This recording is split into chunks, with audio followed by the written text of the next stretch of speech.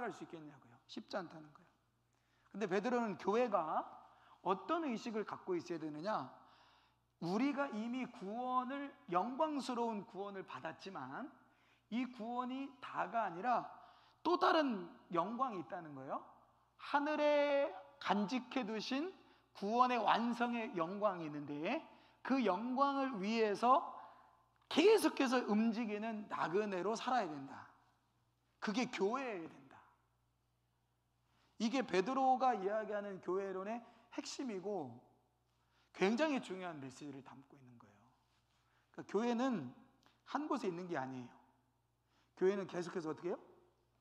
움직여요. 그래서 어디는가를 향해 가요. 근데 그 어디가 어디예요? 하늘 영광을 바라보는 소망. 그러니까 하늘 영광을 소망하면서 가는 거예요. 그래서 제가 이 그림을 왜 그렸냐면 나중에 설명을 드릴게요. 교회예요. 교회가 땅 위에 있으면 움직여요, 안 움직여요? 여러분, 땅 위에 있는 교회가 움직이는 거 봤습니까? 안 움직이죠. 그런데 베드로는 교회가 어디 위에 있다? 물 위에 있다는 거예요. 물 위에. 여러분, 물 위에 떠 있는 배는 특별한 목적이 아니고는 어떻게 해요? 움직여요. 어디를 향해 가는 거예요. 땅에 있는 교회가 움직이는 거 보셨어요?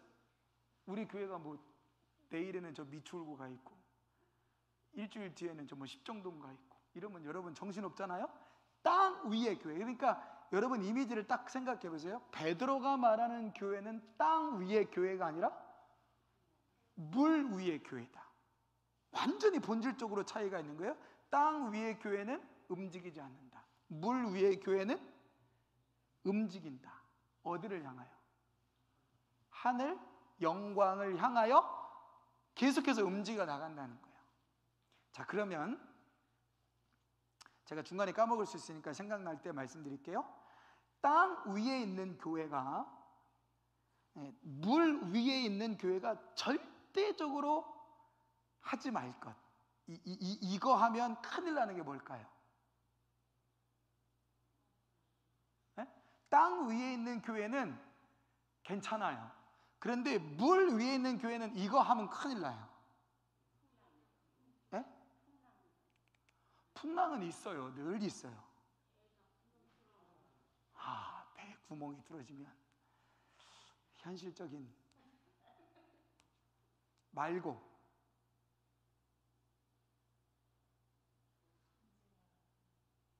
이걸 잃어버리면 끝나요.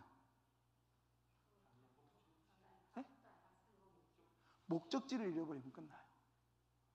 방향을 잃어버리면 끝나는 거예요. 자, 보세요. 물 위에 떠 있는 배는, 방향을 잃어버린 배는 가는 겁니까? 떠내려가는 겁니까? 떠내려가는 거예요. 방향이 있으면 그 배는 어떻게 하는 거예요? 항해 중인 거예요. 여러분, 땅 위의 교회는 뭘 하지 않는다? 움직이지 않는다. 항해를 하지 않아요. 그러니까 목적을 잃어버린 거에 대해서 크게 심각합니까? 심각하지 않습니까? 심각하지 않아요.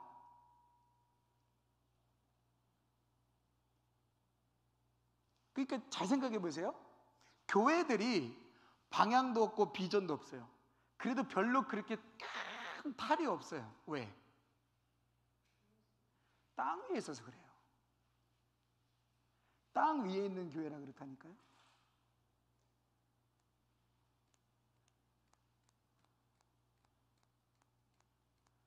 여러분, 그 신앙생활 하시면서, 교회를 통해서 신앙생활 하시면서 여러분들이 이루시고자 하는 목표, 방향 뭐예요? 그거 없어도 신앙생활 하는데 크게 불편하지 않아요. 왜? 땅에 있으니까 그런 거예요. 땅 위에 있는 교회는 뭐 하지 않는다? 움직이지 않는다. 다만 뭐만 하면 돼요? 그냥 바라보기만 하면 돼요. 그냥 꿈만 꾸면 돼요. 그냥 말만 하면 돼요. 왜? 어차피 난 여기 있거든. 근데 물 위에 있는 교회는 잠깐이라도 목표를 잃어가잖아요? 그럼 떠내려가요.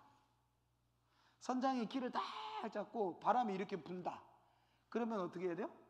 이거 꽉 잡고 이쪽으로 쏠려가지 않고 방향을 잃어버리지 않도록 꽉 해야 돼요. 그게 물 위에서 떠서 방향을 향하여 가는 교회예요. 근데 이걸 놓쳐보세요. 어떻게 돼요? 그냥 떠내려가는 거죠. 원래 방향은 여기인데 저쪽으로 가는 거예요. 엄한 쪽으로 가는 거예요. 심각해요? 심각하잖아요. 심각하죠. 그래서 베드로가 이야기하는 교회 공동체, 뭐 이것도 중요하지만 제일 중요한 건 이거예요. 이스라엘 백성들이 가데스 바네아라는 곳에 12명의 총투명 보낸 다음에 우리가 하나님께 속았고 모세에게 속았고 다시 애굽으로 돌아가자. 그러니까 하나님이 어떻게 해요? 완전 삐졌어요. 그래서 내가 너희들 다 심판할 거다 했더니 모세가 어떻게 해요? 하나님 여기서 이스라엘 백성들을 죽이시면 안 됩니다. 그래서 그들을 용서하고 대신 40년 동안 하나님이 어떻게 하세요? 뺑뺑이로 돌리세요. 자, 이스라엘 백성들이 40년 동안 방황하지만 하나님은 목표를 잃어버리셨나? 안 잃어버려요. 하나님은 목적을 잃어버리지 않으셨어요. 가나안 땅에 들어가게 하시는 거예요. 근데 방황은 누가 하는 거예요? 이스라엘 백성들이 하는 거예요. 하나님이 방황하시는 게 아니라 하나님은 이스라엘 백성들을 구원해서 가나안 땅에 들어가게 하시는 계획은 변함없어요. 근데 방황은 누가 해요? 이스라엘 백성들이 방황하는 거예요. 목적을 잃어버린 거예요. 그러니까 목적을 잃어버리고 40년 동안을 광야에서 지내니까 늘 뭐 하는 거예요? 늘 원망, 불평, 불순종 하다가 그냥 죽어나가는 거예요. 그거를 베드로가 똑같이 적용을 하면서 여러분들도 이미 구원의 영광을 경험했지만 하늘에 간직해 두신 그 하늘 영광을 바라보며 그 하늘 영광을 위해서 끊임없이 움직여 나가는 광야의 이스라엘 백성들처럼 여러분들도 똑같이 나그네입니다. 그런데 그 나그네의 삶 속에서 하나님이 어떻게 하실 거다? 보호하실 거다. 왜? 뭐가 있으니까. 시험과 환란이 있으니까. 이스라엘 백성들이 가나안 땅을 향하여 광야로 들어갈 때 더웠어요. 그럼 하나님이 어떻게 하세요? 구름 기둥으로. 추웠어요. 그럼 어떻게 해요? 불 기둥으로. 불뱀과 독사 이런 것들이 많이 있었어요. 그래서 신명기 말씀에 보면 하나님이 이스라엘 백성들을 인도할 때 어떻게 인도했대요? 신명기에 모세를 통해서 이스라엘 백성들이 지난 이제 모압 광야에서 이제 가나안 땅에 들어가기 전에 모세가 죽기 전에 이스라엘 백성들에게 설교하면서 지난 38년 동안 광야에서 하나님이 너희를 어떻게 인도하셨냐? 그랬을 때 무슨 표현을 써요? 어미 독수리가 새끼 독수리를 등에 태우고 날아가듯이 하나님께서 너희를 등에 업어서 인도하셨다는 거예요. 38년 동안. 그래서 모세가 뭐라고 말하냐면 너희 중에 의복에 헤어진 사람이 있냐? 신발에 헤어진 사람이 있냐? 하나님이 어떻게 하셨다는 거예요? 보호하셨다는 거예요.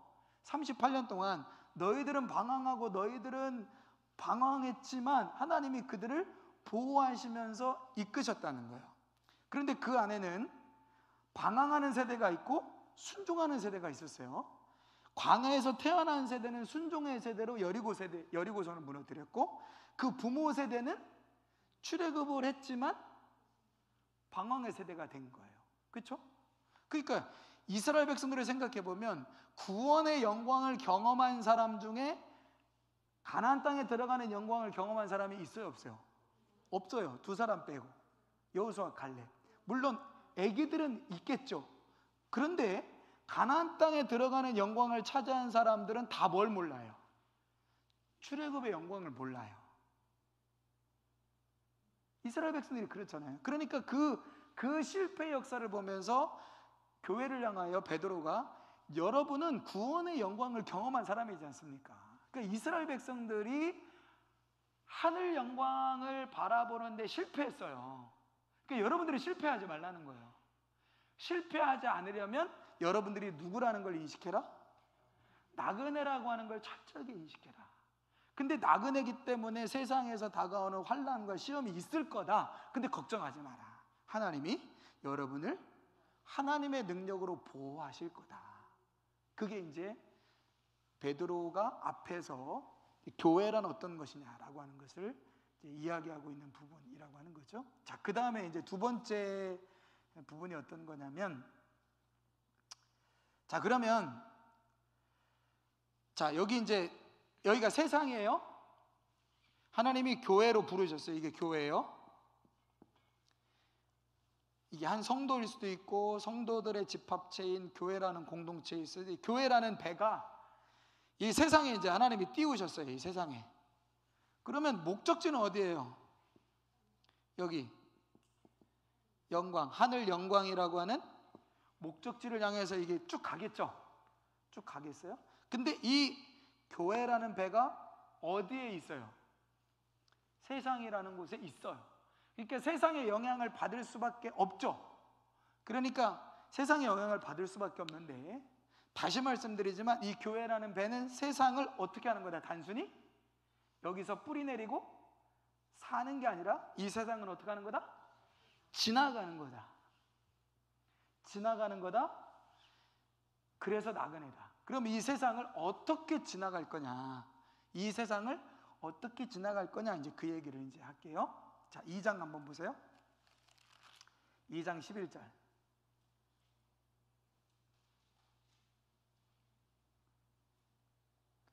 제가 이 본문을 이렇게 베드로전서 베드로후서는 아주 구절구절마다 설명을 하면 참 여러 가지 의미들이 있는데 그 뭐 나중에 하고요. 대략 큰 그림만 펼 테니까 중간중간에 본문을 빼더라도 이해하세요. 자, 2장 11절 같이 한번 읽겠습니다. 시작. 사랑하는 자들아, 거류민과 나그네 같은 너희를 권하노니 영혼을 거슬러 싸우는 육체의 정욕을 제어하라. 자, 다시 여기서 뭐가 나와요? 나그네와 거류민 된 너희에게 권하노니. 자, 여러분들이 나그네로서, 교회가 나그네니까 어떻게 해야 되느냐? 첫 번째 뭐 하래요? 육체의 정욕을 제어하라. 자, 육체의 정욕이 뭔가 보세요. 너희가 이방인 중에서 행실을 선하게 가져 너희를 악행한다고 비판하는 자들로 하여금 너희 선한 일을 보고 오시는 날에 하나님께 영광을 돌리게 하려 하심이라. 자, 세상에 있다 보면 이 세상을 뭐라고 규정하냐면 육체의 정욕의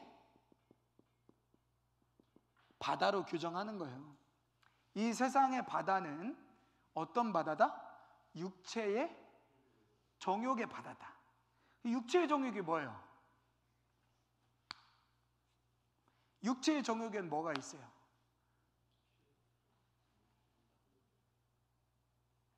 요한 1서에 보니까 이생의 자랑, 안목의 정욕 뭐 이런 것들이 나오잖아요. 그러니까 육체의 정욕은 뭐하고 연결이 되어 있느냐? 첫 번째, 육체의 정욕은 기본적으로 뭐하고 관련되어 있다? 보이는 것, 보이지 않는 것. 보이는 것이에요.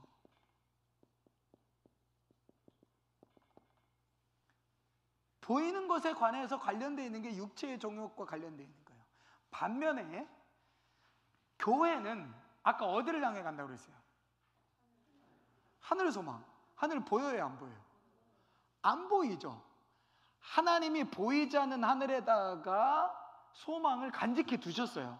그러니까 그 하늘을 보고 하늘을 향해서 가야 되는 게 교회래요. 그러면 교회는 뭘 주목해야 돼요?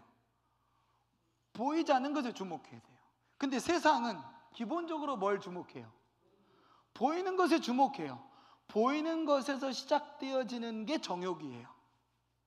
자, 보이는 모든 것이 정욕은 아니지만 정욕의 기본적인 속성은 보이지 않는 것에서가 아니라 보이는 것에서부터 시작되어진다는 거예요. 보는 것, 듣는 것, 만지는 것, 먹는 것, 그죠? 맛있는 거 보니까 먹고 싶다. 되게 배부르게 먹었는데 저녁 되니까 또 먹고 싶다. 잤는데 또 자고 싶다. 그러니까 이건 뭐 그냥 그 먹는 것과 자는 것이 잘못됐다는 게 아니라 이 정욕이라고 하는 것을 넓은 의미에서 한다는 거예요. 그러니까 세상이 보이는 것들에 의해서 시작되어지는 정욕의 바다이기 때문에 교회가 어디 한가운데 있어요? 세상 한가운데 있으니까, 자, 여러분이 배를 타고 가요. 배를 타고 이렇게 가는데 배 안에 갇혀 있는 게 너무 답답하니까 하루 1시간, 2시간 가는 것도 아니고 갑판에 다 나왔어요. 그랬더니 갑판에 나왔더니 바다에서 뭐가 있어요?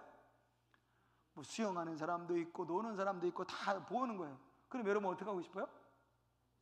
잠깐 배 좀 멈춰봐. 여기서 우리 수영도 하고 놀다 가자. 그러고 싶다는 거예요. 왜? 지금 하늘 소망을 향해서 가는데 온갖 바다에 이렇게 눈을 딱 보니까 바다는 다 그냥 다 눈에 보이는 것에 막 정욕에 빠져서 재밌게 즐겁게 쾌락을 즐기면서 하는 거예요. 그러니까 가고 싶어요? 있고 싶어요?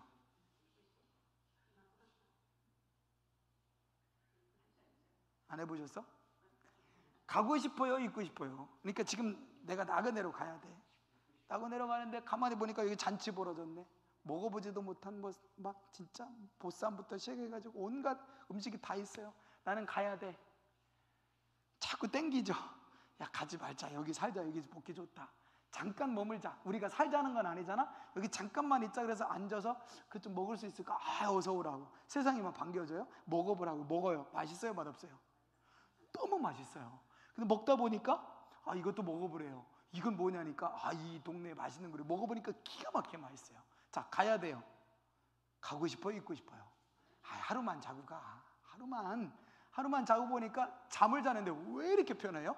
뱃속에서 그 좁은 데서 막 자려고 하니까 막 잠도 오고 에어컨도 없고 그런데 딱 갔더니 너무 시원해. 하루 자고 났는데 막 개운한 거예요. 내일도 또 자고 싶은 거예요. 그래서 가야지 그랬더니 거기서 또 잡아요. 아, 오늘 아침 맛있는 거 또 스프를 딱 기가 막히게 잊고 싶죠. 그래서 세상의 정욕의 바다에 눈에 보이는 것들에 미혹당하면 아까 말씀드렸죠? 교회는 뭐 한다? 뭘 멈춘다? 이동을 멈춘다. 교회는 이동하는 거예요? 움직이는 거예요? 계속해서 움직여야 되는데 어느 순간 딱 멈춰요. 제자리에 있어요. 뭐 때문에? 네. 세상의 정욕에 미혹되는 거예요. 그래서 세상의 정욕에 미혹이 되지 않아야 돼요. 그걸 베드로가 뭐라고 표현하고 있냐면 16절 보세요. 16절. 너희는 자유가 있으나 그 자유로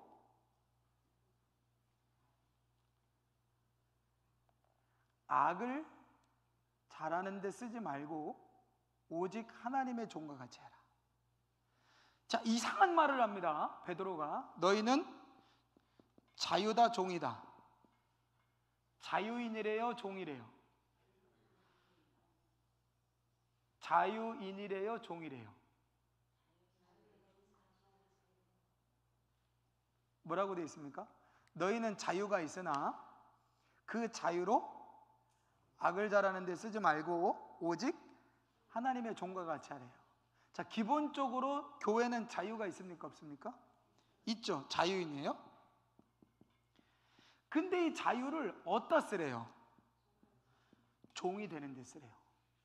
자, 종은 두 가지 종이 있어요. 자발적 종이 있고 어쩔 수 없는 종이 있어요. 자, 수동적 종이라고 하는데 지금 베드로는 자발적 종이 되라는 거예요? 수동적 종이 되라는 거예요? 자발적 종이 되라는 거예요? 누구의? 하나님의 자발적인 종이 되라. 그러니까 교회는 선택할 자유가 있죠. 무슨 선택? 하늘 소망과 하늘 영광을 위하여 계속 움직일 거냐, 아니면 그냥 움직이지 말고 여기 세상에 머무를 거냐라고 하는 것을 선택할 자유가 있어요. 그런데 뭘 선택하라는 거예요? 하나님의 종이 되면 자연스럽게 누구에게 끌려가요? 하나님의 뜻대로 끌려가겠죠. 내가 하나님의 종이니까. 그러니까 나그네는 계속 갈 자유도 있고 머무를 자유도 있어요.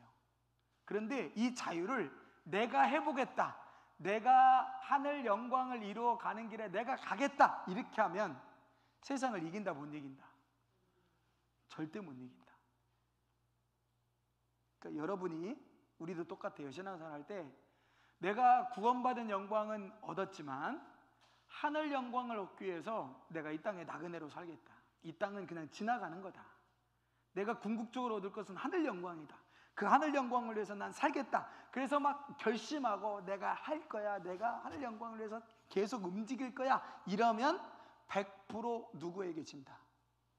세상에 진다. 그래서 할 거야, 할 거야, 할 거야, 할 거야 그러고 있는데 어느 날 나는 어디에 있다? 세상에 머물러서 구호만 외치고 있다.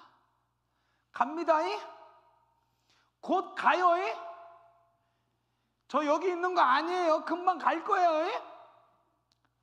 기다리세요. 저 여기 나그네예요. 나 여기 정착한 거 아니에요. 금방 출발할 거예요. 하고 구호만 하고 있다. 그 어떻게 해야 돼요, 그럼? 어떻게 해라? 하나님의 종이 되라는 거예요. 하나님, 나는 당신의 종입니다. 그냥 당신이 하라는 대로 난 끌려가겠습니다. 난 의지가 없습니다. 난 선택권이 없습니다. 선택권이 없다는 거예요. 그래서 우리가 흔히 배를 운전하는 사람을 선장이라 그러잖아요. 선장이 키를 잡고 있죠. 여러분 그 유명한 그림, 옛날에, 요즘에는 그런 그림 없어요. 옛날에 그런 그림 많았는데, 명화 중에 혹시 아세요? 예수님이 동그란, 옛날에 그 배의 운전대를 하는 키, 동그래 가지고 손잡이 이렇게 있는, 그 영화 같은 데 보면 이렇게 배 돌릴 때 막 이렇게 돌리잖아요. 이렇게 돼 있는 거 막 돌릴 때 그 배를 움직이는 키잖아요. 예수님이 뭐 하고 있어요? 키를 딱 잡고 계시는 명화 그림 생각나시죠? 그게 무슨 얘기예요? 우리 가정에, 우리 교회에, 내 인생에 키를 잡고 계시는 분은 누구다? 주님이시다라는 거예요. 그러면 그 키를 누가 내줬냐고요? 누가 내줬어요? 예수님이 저리 가! 네가 무슨 운전을 해? 네까지 게 내가 할게. 그러신 게 아니라 원래 우리가 운전했어요. 우리가 운전을 하다가 눈치 보여가지고 주님께 드려야 되나? 좀 그런데, 그래서가 아니라 주님이 하셔야죠. 저는 주님이 가자는 대로 갈게 하고 기꺼이 내어드렸습니다. 그럼 주님이 키를 잡았어요. 그럼 우린 뭐예요? 운전사 마음대로 가는 거예요. 그냥 우리가 혼한 말로 기사 마음대로 가세요 하는 건, 휴게소 쉴까요? 기사 마음대로. 그냥 갈까요? 기사 마음대로. 동쪽으로 갈까요? 기사 마음대로. 기사 마음대로요. 차에 탔는데 뭘 어떻게 할 거예요? 뒤에서 아둥바둥해도 누구 마음대로? 운전대 잡은 사람 마음대로죠. 그죠? 잠깐 운전대를 탁 휴게소에 쉬어서 그 차에서 내리지 않는 한은 그거예요. 너희가 뭐가 되라? 너희의 자유로 하나님의 종이 되라. 그래야만 어떻게 할 수 있다? 계속 움직일 수 있다. 계속 이동할 수 있다라고 하는 것을 이야기하고 있는 거죠. 자, 그러면서 하나님이 교회를 이 세상에 두신 목적에 관해서 언급하고 있습니다. 자, 18절 보세요. 18절부터 33장 12절까지 좀 넓은 범위인데, 사환들아 범사에 두려움으로 주인들에게 순종하되 선하고 관용하는 자들에게만 아니라 또한 까다로운 자들에게도 그리하라. 부당하게 고난을 받아도 하나님을 생각함으로 슬픔을 참으면 이는 아름다우나 죄가 있어 매를 맞고 참으면 무슨 칭찬이 있으리요. 그러나 선을 행함으로 고난을 받고 참으면 이는 하나님 앞에 아름다우니라.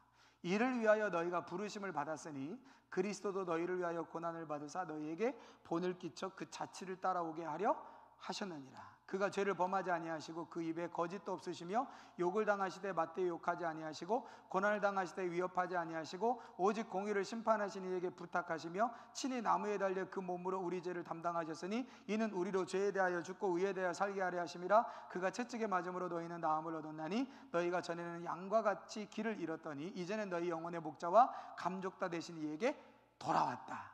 자, 너희가 자유가 있지만 하나님의 종이 되라 라고 말한 다음에 예를 들어서 이렇게 말해요. 실질적으로 교회 공동체 안에 종의 신분을 가진 사람이 있는데, 자, 종이니까 종이 주인이 있을 거 아니에요. 근데 주인이 잘해줘요. 그러면 잘해주는 주인한테 어떻게 하라는 거예요? 종으로서 잘 순종하고 따라주라는 거예요. 그런데 누구에게도 까다롭게 구는, 아주 까다롭게 구는 주인에게도 그냥 부당해요. 이건 너무 부당해요. 부당한데 들이받을 수 있어요. 들이받을 수 있지만 어떻게 해라? 들이받지 말고 종이 되라는 거예요. 선으로 이기라는 거예요. 왜? 하나님이 그러도록 부르심을 받았다는 거예요. 자, 여기서 이게 참 어려운 문제인데 이걸 뭐 다 얘기할 없으니까. 그러면 아니 사장이 경영자가 부당하게 불법을 행하고 뭐 그래도 우리가 거기에 동조하라는 얘기입니까? 그런 의미는 아니죠. 무슨 얘기냐면 아까 말했던 것처럼 지금 교회와 세상의 관계를 이야기하는 거예요. 세상이 육체의 정욕의 바다에 빠져 있죠. 육체의 정욕에 빠져 있어서 그 육체의 정욕에 빠져 있는 세상에 내가 종이 되는 거예요. 근데 그 종은 누구의 종이 되는 거냐면 육체의 정욕의 종이 되는 게 아니라 누구의 종? 하나님의 종이 되라는 얘기예요. 그러면 예를 들어서 주인이 불법을 행하는데 불법을 행해요. 불법을 행한다는 건 무엇을 위해서요? 자기 정욕을 위해서겠죠. 자기 정욕을 위해서 불법을 행하는데 종, 너도 입 다물고 내가 하는 일에 같이 해. 그러면 이 사람은 어떻게 해야 돼요? 종은 어떻게 해야 돼요? 부당하여도 순종해야 됩니까? 아니죠. 왜 아니에요? 하나님의 종이 되라고 그랬지 세상의 정욕의 종이 되라고 한 게 아니에요. 근데 예를 들면 사장이 이러는 거예요.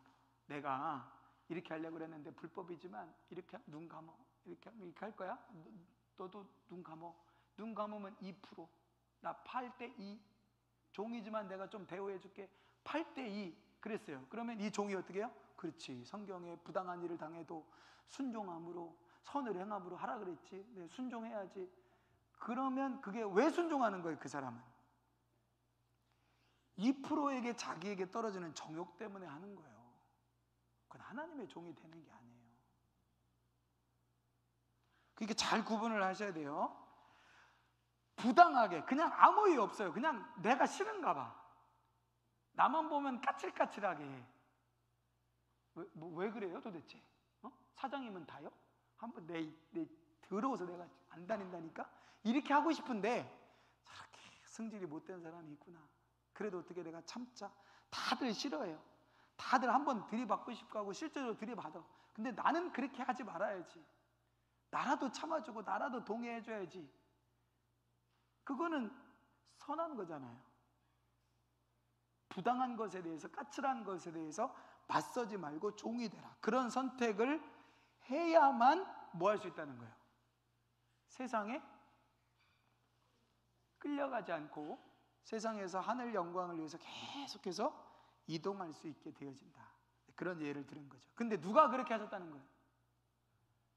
예수님이 그렇게 하셨다는 거예요. 예수님이 십자가 지시고 채찍 맞으실 때 부당했잖아요. 그런데 하나님의 종이 되어서 십자가 지시고 죽으시는 것이 하나님의 뜻이니까 그것에 복종하신 거잖아요. 하나님 원하실 수만 있으면 이걸 옮겨주십시오. 하나님 이 사장님 곁에서 내가 계속 있어야 됩니까? 이런 인간 밑에서 내가 직장 다녀야 됩니까? 주여 옮기실 수만 있으면 이 잔을 옮겨주십시오. 이보다 더 좋은 직장으로 나를 인도하시든 아니면 저 인간을 하루아침에 그냥 보내는 건 좀 그렇고 출근을 못하게 하든 주님 그렇게 해주셔야 되는 거 아닙니까? 이렇게 기도하고 싶지만 그래도 주님 뜻이라면 내가 인내하고 견디면서 선으로 악을 이기겠습니다 라고 하는 것, 그것이 바로 자유를 종으로 삼아야 되는데 누가 그렇게 하셨다? 예수님이 그렇게 하셨다라고 하는 예를 들은 겁니다. 자, 그러면서 3장 1절 보세요. 자, 자유를 하나님의 종으로 삼는 것에 대한 예를 뭐라고 드냐면, 자, 아비들아, 아내들아, 이와 같이 자기 남편에게 순종해라. 자, 아내들이여 다 어떻게 하시라고요? 남편에게 순종하십시오. 자, 왜 순종하라고 하는지 보세요. 아내들이여 이와 같이 자기 남편에게 순종하라. 이는 혹 말씀을 순종하지 않는 자라도 말로 말미암지 않고 그 아내의 행실로 말미암아 구원을 받게 하려 함이니. 여러분 이 말씀 많이 들어보셨죠? 그러니까 죄송해요. 하경영 권사님 남편이 막 목살이 구는 거예요, 권사님.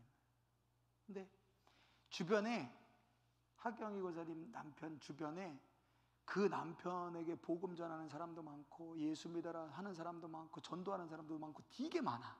그런데 다 꽃방귀 껴. 아이고 웃기는 소리 하고 있네. 아이고 돌아. 철없는. 아이고 지금이 어느 때인데 예수 믿고 있어. 이렇게 해요. 근데 하경영 권사님이 막 남편이 막 부당하게 해도 막 해도 그냥 참는 거야. 견디고 인내하는 거야. 근데 어느 순간 남편이 하경영 권사님 가만히 보면서 저 인간은 도대체 성질이 없나? 왜 저렇게 참고 내가 하자는 대로 다 하지? 가만히 생각해 보니까 아내도 예수 믿는 사람이에요. 그 행동으로 인하여 어떻게? 수없는 사람들이 말로 전도하는 것에는 꿈쩍도 안 하는데 그 행동으로 인하여 그 사람을 어떻게 한다? 구원한다는 거예요. 그러기 위해서 아내들이나 남편에게 어떻게 해라? 순종해라. 이게 뭐 아주 절대적인 건 아니겠지만 사실 이런 일들이 많이 있었겠죠. 우리 한국교회 초기에도 많이 있었던 것처럼 이 당시에도 이런 일들이 굉장히 많이 있었을 거라는 거예요. 너희의 두려워하여 정결한 행실을 봅니다. 안 본다는데 본다는 거예요. 여러분 예수 믿지 않는 사람들이요, 예수 믿는 사람들을 안 보는 것 같잖아요. 다 본다는 거예요. 그리고 결정적일 때 어떻게 해요? 예수 믿는데 어떻게 그래? 그런다는 거예요. 아, 한잔해. 아유, 안 돼. 아, 요새 다 한잔해. 아이고. 그러고서 딱 마시고 나면 어떻게 해요? 너는 어떻게 예수 믿는데 술 먹냐? 아이, 괜찮아. 아이, 간대. 그런데 가면 안 돼. 아이, 내 신앙 양심이 안 돼. 아이고야, 너만, 너 왜 유별나냐? 다 가더라, 다 가. 내가 아는 장로님, 내가 아는 목사들도 다 가더라. 야, 가자, 놀자 하고 다 놀고 나면 다음날 어떻게 해요? 너는 어떻게 예수 믿는 애가 그럴 수 있니? 교회 다니는 애가 그 죄 아니니? 이런다는 거예요. 그 세상 사람들이 예수 믿는 사람들을 안 보는 것 같지만 본다는 거예요.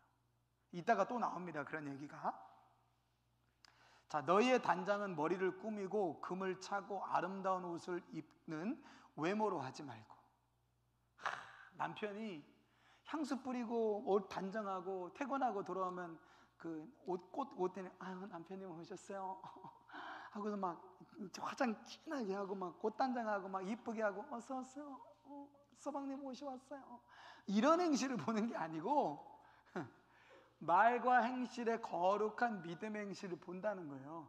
그걸로 그 남편을 구원시킨다는 거예요. 전에 하나님께 소망을 두었던 거룩한 부녀들도 이와 같이 자기 남편에게 순종함으로 자기를 단정하였나니, 대표적으로 누가 그랬다는 거예요? 사라가 아브라함을 주라 칭하여 순종한 것 같이 너희는 선을 행하고 아무 두려운 일에도 놀라지 아니하며 그의 딸이 된 것이니라. 이게 아내들에게 요구되는 거고, 남편들은 이와 같이 지식을 따라 너희 아내와 동거하고 그를 더 연약한 그릇이요 또 생명의 은혜를 함께 이어받을 자로 알아 귀히 여기라.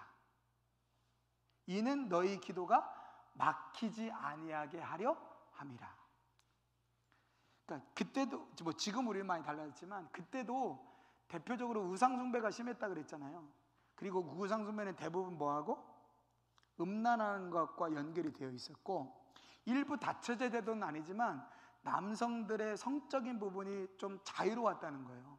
여성의 성적인 부분은 억압되고 남성의 성적인 부분은 자유로웠기 때문에 자기 아내 이외에 다른 여자들을 만나고 다니고 뭐 이런 일들이 많았다는 거예요.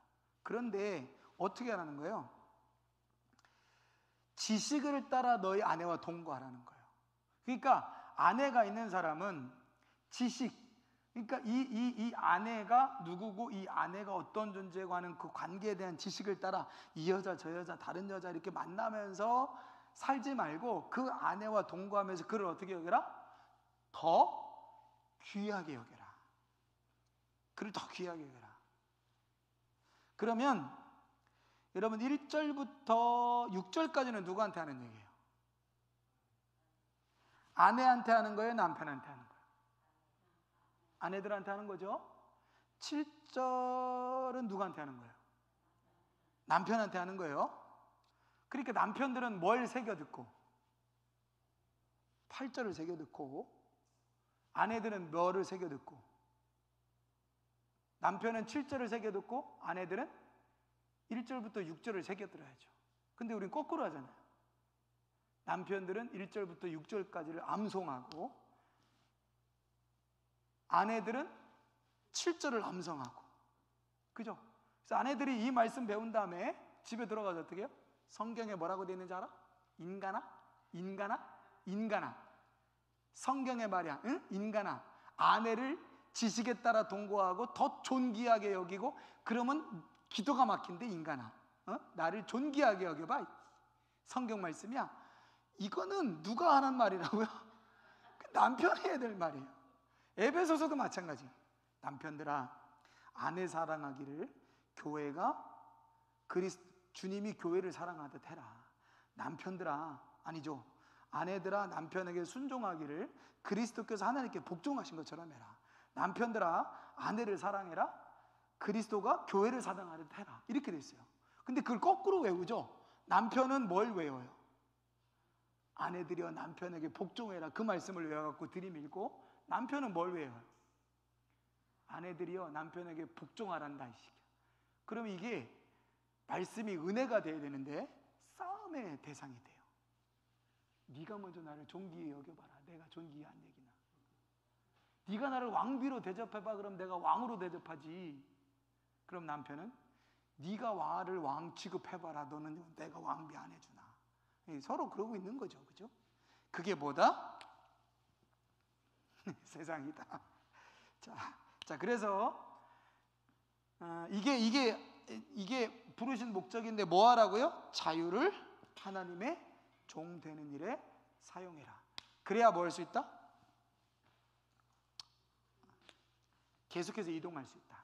또 하나의 개념은 뭐냐면 선한 양심을 가지고 선을 행하라는 거예요. 이것도 굉장히 중요한 말씀인데, 자, 거기 보시면 3장 13절 말씀 한번 보실까요?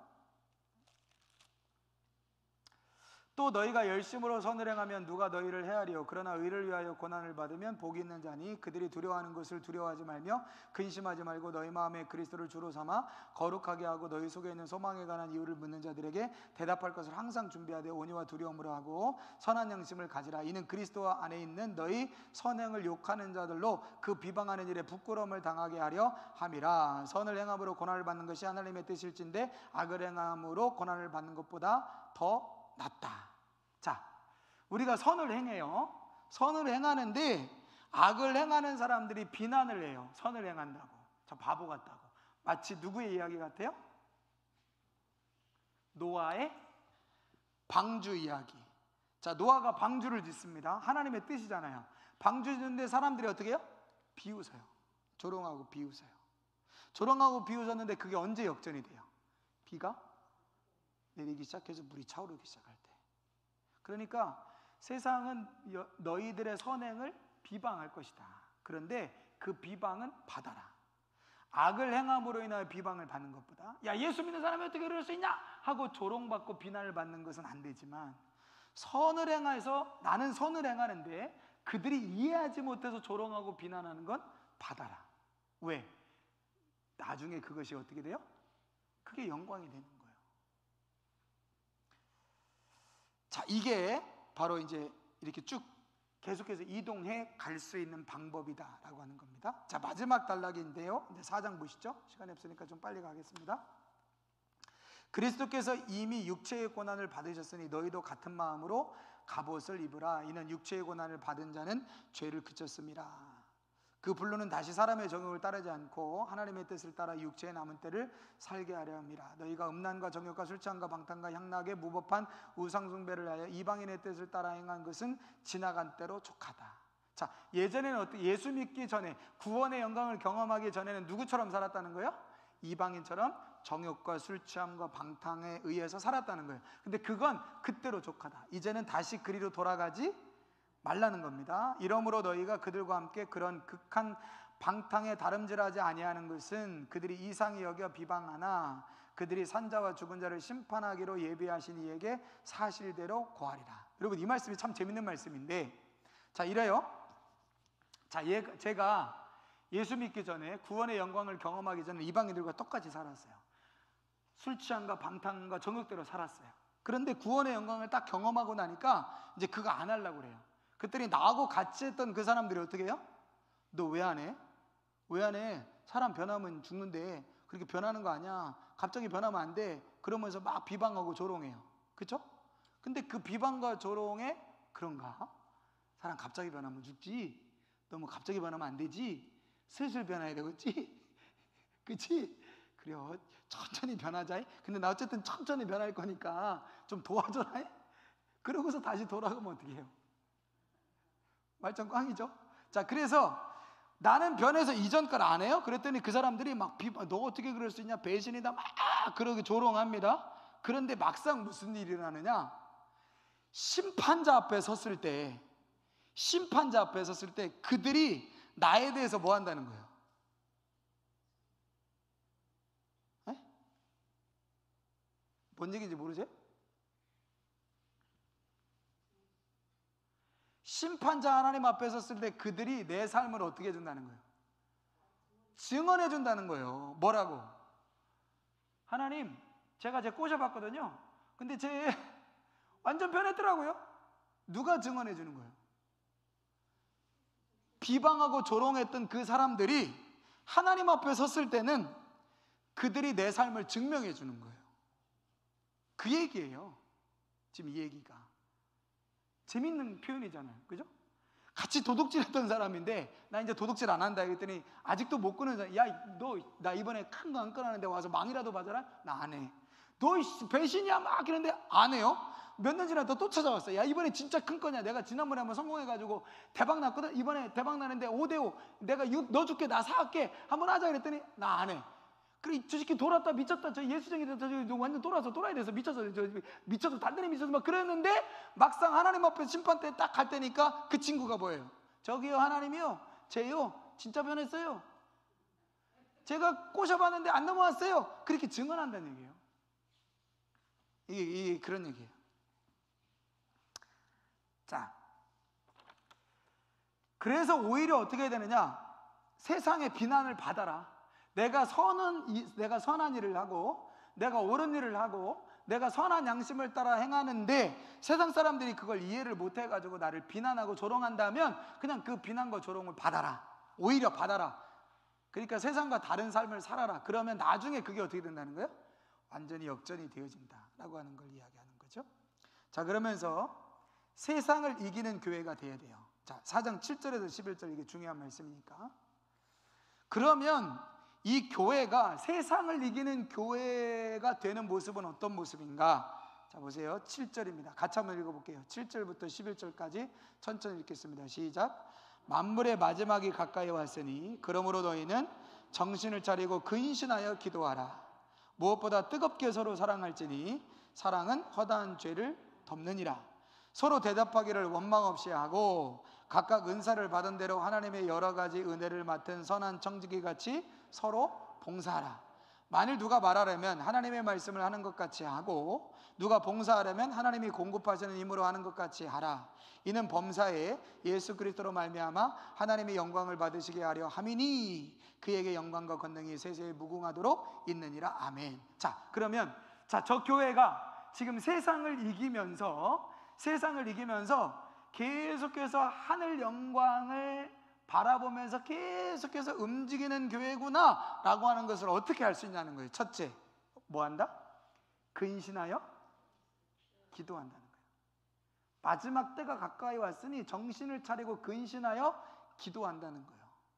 둘째, 뭐 하는 거예요? 서로 사랑하는 거예요. 서로 사랑하는 건 뭐 하는 거다? 허다한 죄를 덮어준다. 연약함을 가리워준다. 세 번째, 뭐 한다는 거예요? 서로 사랑하고, 그 다음에 뭐 하라고요? 서로 대접해라. 서로 대접해라. 대접하기를 원망 없이 하고 그랬잖아요. 그 다음에 네 번째로 뭐예요? 선한 청지기 같이 봉사하라. 그 다음에 마지막 다섯 번째는 누가 말하려거든 하나님이 말씀하시는 것처럼 하고, 누가 일하려거든 하나님이 공급하시는 힘으로 하는 것처럼 해라. 이 다섯 가지예요. 자, 그러면 저 교회를, 저 교회가 아니라 우리 교회를 딱 볼 때, 우리 교회가 지금 땅에 박혀 있는 교회인지 아니면 하늘 영광을 향하여 계속해서 소망을 가지고 이동하는 교회인지, 이 다섯 가지로 알아볼 수 있다는 거예요. 첫째, 근신하여 정신을 차리고 기도하고 있는가. 두 번째, 서로 사랑하고 있는가. 세 번째, 서로 대접하고 있는가, 원망 없이. 네 번째, 서로 청지기같이 자기에게 맡겨진 일을 청지기같이 봉사하고 있는가. 다섯 번째, 말과 행동에서 하나님과 관련되어 있는가. 그러니까 말을 할 때는 하나님이 하시는 것처럼, 일을 할 때는 하나님이 힘주셔서 하는 것처럼 하는가. 이 다섯 가지를 보면 세상을 이기면서 계속해서 하늘 영광을 향하여 이동하는 교회인가 아닌가를 판단할 수 있다. 그래서 베드로전서 4장 7절에서 11절 말씀은 굉장히 중요한, 교회를 진단할 때 굉장히 중요한 말씀입니다. 자, 마지막 12절부터 17절 9절까지는 한 가지 더 중요한 게 있어요. 고난에 대한 시각을 바꿔야 된다. 고난에 대한 시각을 바꿔야만 세상을 이길 수 있다. 사랑하는 자들아, 너희를 연단하려고 오는 불시험을 이상한 것으로 여기지 말고 오히려 너희가 그리스도의 고난에 참여하는 것을 즐거워하라. 너희가 그리스도의 이름으로 치욕을 당하고 복 있는 자라다. 영광의 영공 하나님의 영이 너희에게 임하시다. 자, 14절 같이 한번 보세요. 너희가 그리스도의 이름으로 치욕을 당하면 복이 있다. 왜? 그 사람 위에 하나님의 영이 임했대요. 그러니까 내가 잘못돼서, 애매하고 내가 범죄해서, 내가 잘못돼서 고난을 당하는 게 아니라 그리스도를 위하여 고난을 당하면 그 사람 위에 누가 있다? 하나님의 영이 임한다. 그러니까 고난에 대한 시각을 바꿔라. 자, 마지막 5장입니다. 5장 1절부터 14절까지는 결론 부분인데 중요한데, 자 보세요. 자, 결론. 교회라는 공동체가 땅 위에 머무르는 교회가 아니라 세상이라는 바다 위에 하늘 영광을 향하여 항해를 하고, 목적을 잃어버리지 않고 항해를 할 때 세상과 싸움이 있어요. 세상과 싸움에서 이겨야 돼요. 하나님이 보호하실 거예요. 그러나 세상과의 싸움에서 이겨야 돼요. 그러기 위해서는 어떻게 해라? 3장 얘기했죠.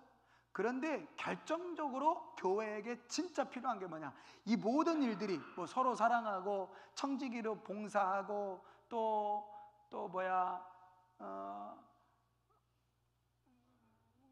대접하고 원망 없이 서로 대접하고, 이런 것들을 하려면, 그게 가능하려면 뭐가 있어야 된다고요? 은혜가 있어야 된다. 은혜가. 그럼 은혜가 뭐냐? 이게 중요한 거죠. 그래서 베드로는 이 은혜에 대한 생각을 바꾸고 싶은 거예요. 여러분이 기본적으로 은혜라고 하면 뭘 생각해요? 모든 것이 은혜. 모든 것이 하나님의 은혜. 그죠? 모든 것이 하나님의 은혜. 그냥 내가 사는 것도 은혜, 다 하나님의 은혜. 구원받을 것도 은혜, 다 은혜. 근데 베드로는 은혜를 이렇게 설명합니다. 자, 5장 9절. 너희는 믿음을 굳건하게 하여 그를 대적하여, 이는 세상에 있는 너희 형제들도 동일한 고난을 당하는 줄 압니다. 마귀를 대적하라는 거예요. 모든 은혜에 하나님 곧 그리스도 안에서 너희를 부르사 자기의 영원한 영광에 들어가게 하신 이가 잠깐 고난을 당한 너희를 친히, 첫 번째 온전하게 하시며, 두 번째 굳건하게 하시며, 세 번째 강하게 하시며, 네 번째 터를 견고하게 하신다. 이게 베드로가 말하는 은혜의 정의예요. 자, 은혜는 첫째 뭐 한다? 우리를 온전하게 한다. 두 번째, 은혜는 굳건하게 한다. 세 번째, 우리는 강하게 한다. 네 번째, 털을 견고하게 한다. 이거는 이 단어 하나는 나중에 제가 뭐 설교 시간이나 다른 때 한번 다루도록 하겠습니다. 자, 그럼 이게 무슨 말이냐면 이런 거예요. 그냥 내가 잘못해도, 내가 실수해도, 내가 부족해도 그냥 하나님이 용납하시고 다 덮어주시고, 그냥 목사님 저는 은혜로 삽니다. 왜요? 저 기도도 못하고 헌신도 못하고 순종도 못하고 교회일도 못하고 바쁘게 살고 그냥 마음은 있는데 잘 안 되고, 그래도 하나님이 은혜 주셔서 삽니다. 이런 은혜를 베드로는 얘기하잖아요. 진짜 은혜가 있다면 그 은혜가 여러분을 어떻게 할 것이다? 온전하게 할 것이다. 진짜 은혜가 있다면 여러분을 어떻게 할 것이다? 굳건하게 할 것이다. 진짜 은혜가 있다면 여러분이 어떻게 될 것이다? 강해질 것이다. 진짜 은혜가 있다면 여러분들의 믿음의 터가 흔들리지 않을 거다. 아까 얘기했잖아요. 배가 항해하는 데 있어서 제일 위험한 게 빵꾸 나는 거. 밑에 구멍 나면 물 들어오잖아요. 물 들어오면 침수잖아요. 여러분 이동하는, 물 위에서 이동하는 배의 터는 뭐예요? 배 밑바닥이죠. 배 밑바닥. 그게 터지 않습니까? 그 배 밑바닥이 든든해야 계속해서 항해가 되는 거예요. 그거 누가 구멍 뚫으면 어떻게 해요? 마귀가 와서 막 구멍을 뚫어요. 근데 구멍이 뚫려 안 뚫려요? 안 뚫리죠. 왜? 그 배의 터가 뭐예요? 내 믿음이 아니에요. 그리스도가 구원의 터가 되시는 거예요. 그러니까 하나님 보호하시고 지키시는 거예요. 그래서 정말 여러분들이 은혜를 경험하고 은혜가 있다면 그 은혜가 여러분을 온전하게 할 겁니다. 강하게 할 겁니다. 굳건하게 할 겁니다. 그리고 마지막 하나가 뭐죠? 털을 굳건하게 할 것입니다. 털을 든든하게 할 것입니다. 이 네 가지를 이야기하는 거예요. 그러니까 지금 이 은혜는 뭐에 관한 걸까요? 이 배에 관한 거죠. 그죠? 이 배가 이동하는 데 있어서 강하고 굳건하고 흔들리지 않고 견고해야 어떻게 해요? 계속 갈 거 아니에요. 뭐 아무리 별짓을 해도 여기 구멍 나고 여기 막 깨지고 물 들어오고 막 연료 부족하고 그럼 어떻게 가요? 그러니까 여기에는 계속 뭐가 부어져야 된다. 하나님의 은혜가 부어져야 된다. 그 은혜가 부어지면 어떻게 되느냐? 강해진다, 굳건해진다, 터가 견고해진다. 그러니 여러분 은혜를 경험하고 있습니까? 그럴 때 어떤 사람은 정신을 바짝 차리는 거예요. 은혜가 그런 거였네. 그냥 내가 좀 부족해도, 내가 그냥 좀 저기 해도 그냥 하나님 은혜의 하나님이니까, 용서의 하나님이니까, 용납의 하나님이니까, 그냥 봐주시는 하나님이니까, 은혜가 많으신 하나님이니까 그냥 내가 부족해도 그냥 은혜, 그게 아니라는 거예요. 진짜 여러분이 하나님의 은혜를 경험하면 온전해져야 되는 거죠. 아니 은혜를 받았는데 어떻게 온전해지지 않냐고요. 은혜를 받았는데 어떻게 강해지지 않냐고요. 은혜를 받았는데 어떻게 굳건해지지 않냐고요. 은혜를 받았는데 믿음의 터가 어떻게 더 굳건해지지 않냐고요. 여러분이 교회라면 그 은혜가 있어야 되고 하나님이 그 은혜를 주실 겁니다. 그 은혜를 붙잡고 땅 위의 교회가 아니라 물 위의 교회가 돼서 구원의 영광을 받았지만 하늘 영광을 위하여 계속해서 움직이십시오. 그래서 세상을 이기면서, 세상과 싸우면서 계속해서 하늘 소망을 향하여 나아가는 교회 공동체가 되어야 됩니다. 이게 베드로 전서의 주제입니다. 베드로 후서는 여기에다가 이제 플러스 알파 두 가지를 더 이야기하는데, 하나는 거짓 가르침. 그러니까 세상 문제가 아니고 배가 있는데요. 제가 미리 말씀드릴게. 배가 있는데 옆에 배가 또 하나 있어. 근데 그 배는 어디로 가는 배예요? 하늘 소망을 향해 가는 배가 아니에요. 엉뚱한 배예요. 배는 배처럼 보이는데 이상한 데 가는 배야. 그걸 이제 거짓 선지자라고 얘기하는 거고, 거기에 또 하나가 얘기하는 건 뭐냐면 그리스도인의 성품, 내적 성품에 대해서 다루고 있는 것이 베드로후서 3장의 내용입니다. 그래서 그 두 가지 초점으로 여러분들이 3장을 읽어보시고, 하나는 유다서 1장이니까 그거 4장 다음 시까지 읽어보시면 다음 주에는 베드로후서하고 유다서 4장 같이 공부를 하도록 하겠습니다. 질문이 없습니다. 온라인으로 질문도 없습니다. 박종훈 운동민 출석, 김정숙 권사님 출석, 김영목 장로님 출석, 김경욱 권사님, 김숙 권사님 출석. 질문 없으시죠? 기도하겠습니다. 하나님, 베드로전서의 말씀을 듣습니다. 교회는 우리가 땅 위에 머무르는 정착하는 교회가 아니라 하늘 영광을 향하여 계속해서 이동해가는, 세상을 이겨나가는, 그래서 하나님의 구원의 완성을 위한 영광을 향하여 계속해서 움직이는 교회의 모습이 되게 하옵소서. 그를 위하여 우리에게 정말 은혜가 필요합니다. 은혜로 인하여 강하여지고, 은혜로 인하여 온전해지고, 은혜로 인하여 굳건해지고, 은혜로 인하여 터가 더 분명해질 수 있는 은혜를 경험한 교회, 내가 되게 하여 주옵소서. 예수님 이름으로 기도합니다. 아멘. 수고하셨습니다.